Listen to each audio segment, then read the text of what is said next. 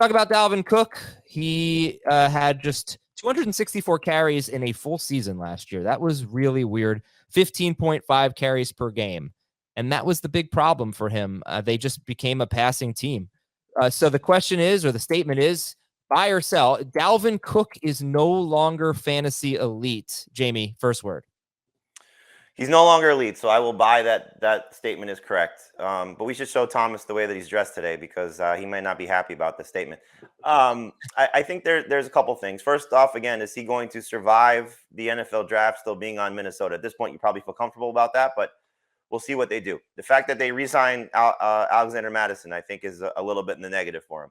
I am very curious to see because he's prolonged having the shoulder surgery for ever since he first got injured, and then finally having the surgery this offseason. Is that to, be preemptive of what may be coming, or is that finally it's been too painful and too much to overcome that he needed to have the surgery? So maybe that helps him. But you said it; they became a passing team. This is what this offense has become now, and so I don't think he's done as a potential number one fantasy running back. But to use the word elite, I think that is past him at this point.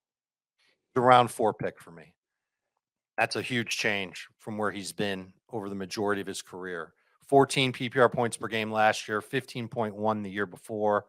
I have a hard time buying into the rebound, not necessarily because of his shoulder or even his age, but because of the direction that this Vikings offense is going in. Jamie, you talked about that. And I wonder if there's an issue even if they don't draft a running back, Jamie, because Madison is someone that they've been able to lean on. He's serviceable. And I kind of I liked the profile of Ty Chandler when they drafted him. And maybe he works into this rotation a little bit. So I would not have high expectations for Dalvin Cook coming into this year. All right. I'll say we have a minute left. I forgot to put the timer on. I think that I'd love Dalvin Cook in round 4 if everything stays the same, because he still dominated the carries. I mean, completely dominated the carries. Madison had 74. Cook had 264. I think there's an opportunity for more touchdowns. He still gets almost all of the goal line work. He had only 10 carries per game in their 4 losses. That was really weird. So they just got away from the run. But if things even out a little bit more, maybe if their defense gets a little bit better, it was awful. You're still talking about a good running back. He may not be great anymore, but he's still good, dominating touches on a good offense.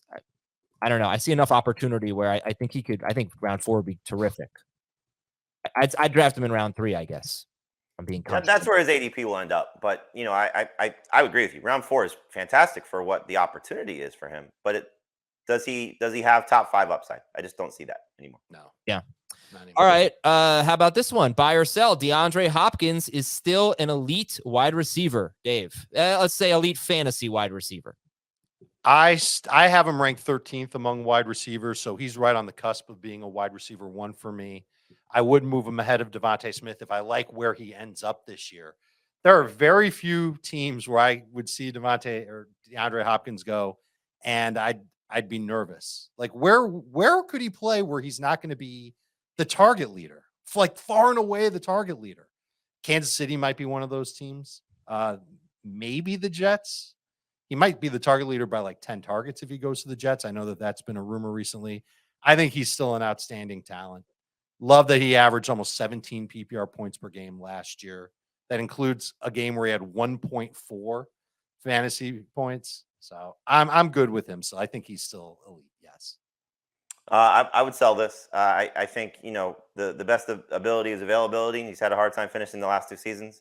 And so we're getting to the point, I think we got to worry about him being still at that level and maybe falling off a cliff.